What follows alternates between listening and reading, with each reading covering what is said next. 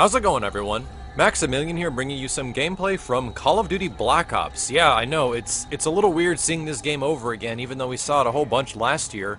But there is a reason behind this. There was some information that was recently dropped for Modern Warfare, or I'm not sorry, not Modern Warfare. It's the next Call of Duty, which is Black Ops 2, that's going to be made by Treyarch. Interestingly enough, this information that dropped is not really confirmed yet, but it was kind of like a leak. But all things considered, there were some leaks from previous Call of Duties, even the original Black Ops, and Modern Warfare 3 that ended up being pretty similar to what actually ended up happening for the game, so I wouldn't be surprised if some of this stuff has a little bit of validity to it, but, you know, take things with a grain of salt. It's the internet. But what I'm glad is that after reading this, it sparked my interest once again to play Black Ops.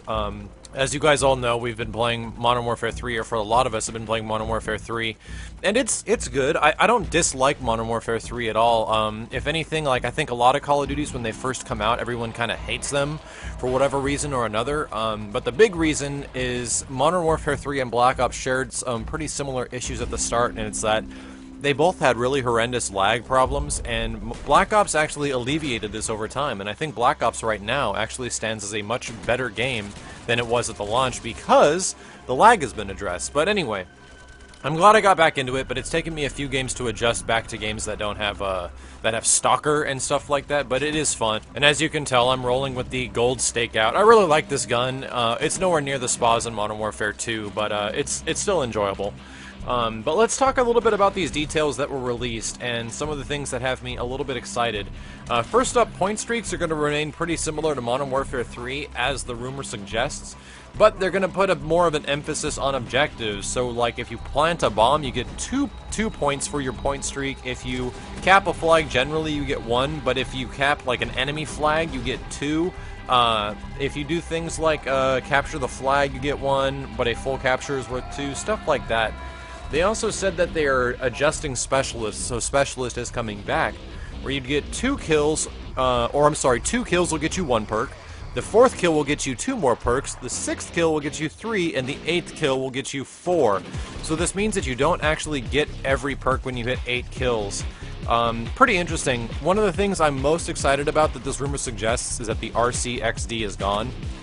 I am so down for that. RCXD seemed to be a killstreak killer, and it seemed that it was a magnet to me in those situations where I was running a really high kill streak.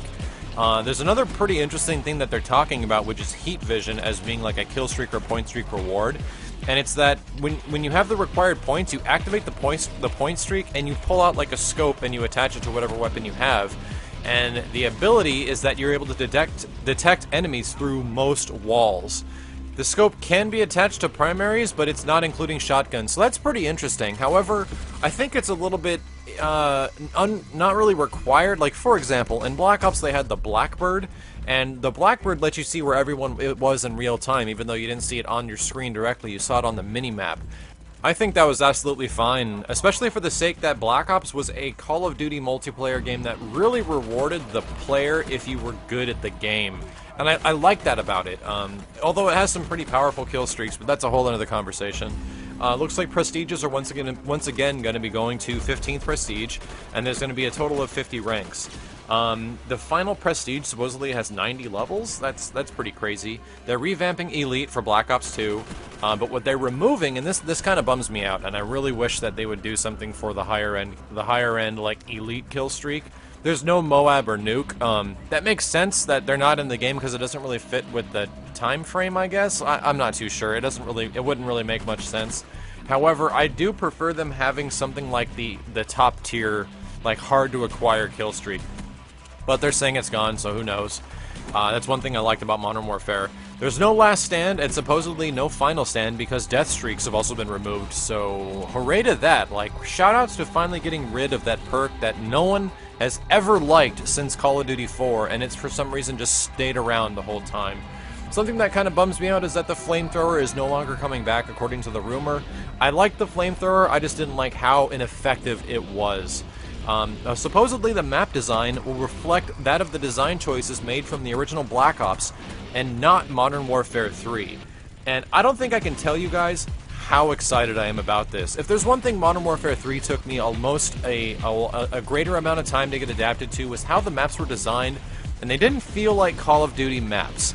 They felt much different, they felt much more congested, they felt smaller, and it felt like it was more difficult to navigate your way around some of the maps. Even though there are a couple maps that I dig in Modern Warfare 3, there are more than a few that I absolutely despise.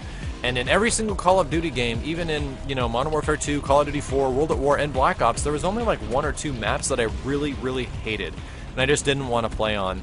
And in Modern Warfare 3, I think like half the maps like represent that state of mind to me. So I'm excited about this. I think Treyarch is excellent at map design.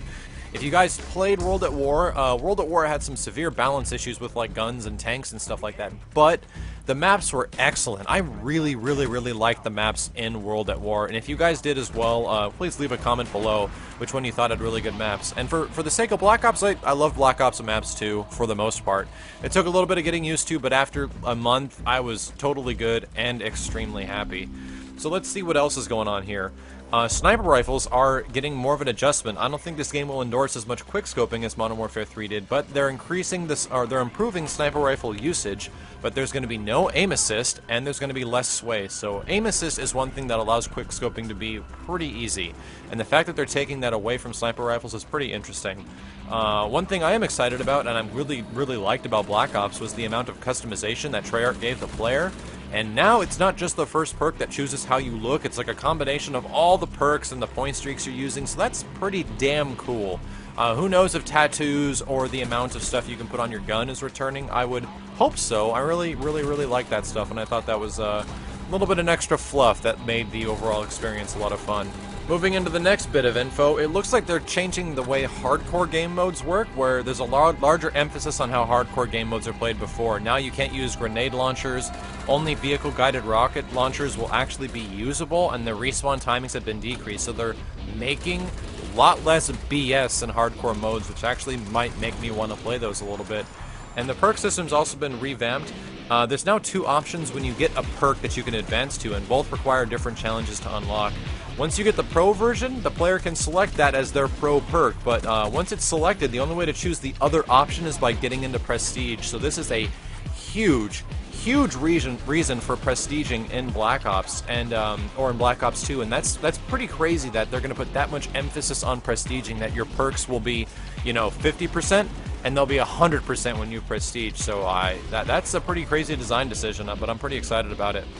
Another thing that might be pretty cool for you guys that might have played this in the original Black Ops, I didn't very much, but combat training will be making a return, and combat training lets you go against a variety of non-human players in multiplayer type of settings. So that's about it from the Black Ops 2 supposed leak list, and a lot of this stuff seems pretty plausible to me. Let me know what you guys think in the comments. It could be total BS, but it does get me a little bit excited for the next Call of Duty that'll be coming later this year, as stuff always gets my blood pumping, and I'm always excited to jump into another Call of Duty for some reason. Give it to me. I'm waiting for it. Hope you guys enjoyed the video and enjoyed the gameplay. This has been Maximilian, signing out.